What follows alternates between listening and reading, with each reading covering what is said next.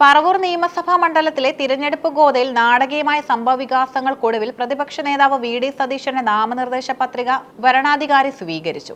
വരുമാന വിവരങ്ങളും ആസ്തികളും സംബന്ധിച്ച പരാതികളെ തുടർന്ന് മണിക്കൂറുകളോളം നീണ്ടുനിന്ന അനിശ്ചിതത്വത്തിനൊടുവിലാണ് പത്രിക സാധുവാണെന്ന് റിട്ടേണിംഗ് ഓഫീസർ പ്രഖ്യാപിച്ചത്. കേരള രാഷ്ട്രീയത്തിൽ നിർണായക സ്വാധീനമുള്ള പ്രതിപക്ഷ നേതാവ് വി.ഡി. സതീശന്റെ നാമനിർദ്ദേശക പത്രികയെ ചൊല്ലി പറവൂർ മണ്ഡലത്തിലുണ്ടായ വിവാദങ്ങൾ രാഷ്ട്രീയ കേന്ദ്രങ്ങളെ മുൾമുനയിൽ നിർത്തിയ ഒന്നായിരുന്നു. തന്റെ ആസ്തി വിവരങ്ങളും വരുമാന സ്രോതസ്സുകളും സത്യവാങ്മൂലത്തിൽ പൂർണ്ണമായി വെളിപ്പെടുത്തിയില്ലെന്ന എതിർ സ്ഥാനാർത്ഥികളുടെ പരാതിയെ തുടർന്ന് പത്രികയുടെ സൂക്ഷ്മ പരിശോധന തടസ്സപ്പെട്ടത് കോൺഗ്രസ് ക്യാമ്പുകളിൽ വലിയ ആശങ്കയ്ക്കും വഴി തുറന്നു. എന്നാൽ നിയമപരമായ പോരാട്ടങ്ങൾക്കും വിശദമായ രേഖാമൂലമുള്ള വിശദീകരണങ്ങൾക്കും ഒടുവിൽ വരണാധികാരി പത്രിക സ്വീകരിച്ചതോടെ യു.ഡി.എഫ് ക്യാമ്പുകളിൽ ആശ്വാസം പടർന്നു.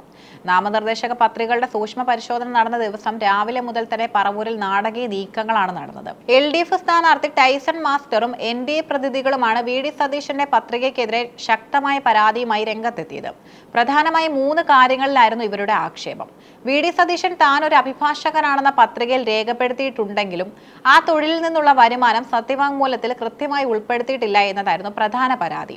ഒരു ജനപ്രതിനിധി തന്റെ എല്ലാ വരുമാന സ്രോതസ്സുകളും വെളിപ്പെടുത്തണമെന്ന നിയമം ലംഘിക്കപ്പെട്ടുവെന്ന് എൽ.ഡി.എഫ് ആരോപിച്ചു. കൈവശമുള്ള സ്വർണത്തിന്റെ അളവും അതിന്റെ നിലവിലെ വിപണി മൂല്യവും തമ്മിൽ വലിയ വ്യത്യാസമുണ്ടെന്നും ആസ്തി കുറച്ചു കാണിക്കാൻ ബോധപൂർവമായ ശ്രമം നടന്നുവെന്നും പരാതിയിൽ ഉന്നയിച്ചു.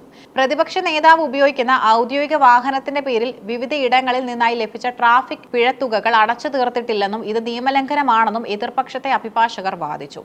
പ്രതിപക്ഷ നേതാവ് എന്ന നിലയിൽ ലഭിക്കുന്ന ശമ്പളവും മറ്റു അലവൻസുകളും സംബന്ധിച്ച കൃത്യമായ വിവരങ്ങൾ സത്യവാങ്മൂലത്തിൽ ഇല്ലെന്നും ആക്ഷേപമുയർന്നു. ഈ പരാതികളുടെ ഗൗരവം പരിഗണിച്ച് വരണാധികാരി പത്രികയുടെ സൂക്ഷ്മ പരിശോധന താൽക്കാലികമായി മാറ്റിവെക്കാൻ തീരുമാനിച്ചു. ഇതോടെ പത്രിക തള്ളപ്പെടുമോ എന്ന ആശങ്ക കോൺഗ്രസ് പ്രവർത്തകർക്കിടയിൽ പടർന്നു.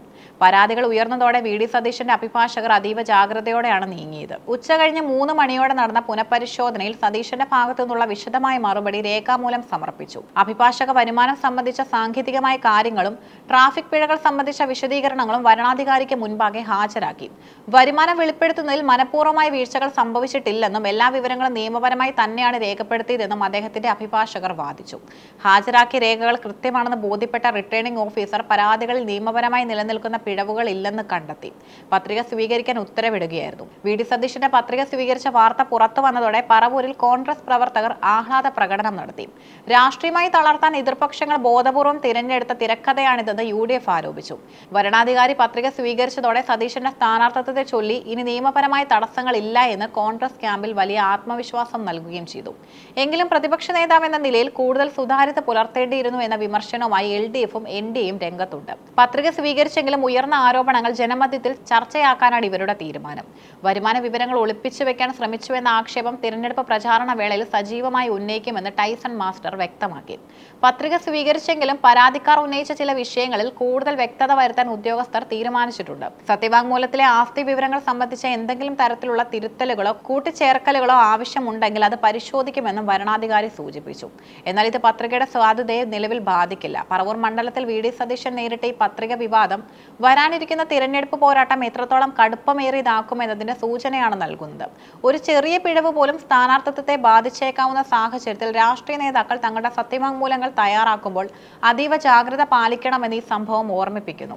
പത്രിക സ്വീകരിക്കപ്പെട്ടതോടെ വി.ഡി. സതീശൻ ഇനി പ്രചാരണ രംഗത്ത് കൂടുതൽ സജീവമാകും. പറവൂരിലെ വോട്ടർമാർ ഈ വിവാദങ്ങളെ എങ്ങനെ വിലയിരുത്തുന്നു എന്നത് തിരഞ്ഞെടുപ്പ് ഫലത്തിൽ നിർണായകമാകും.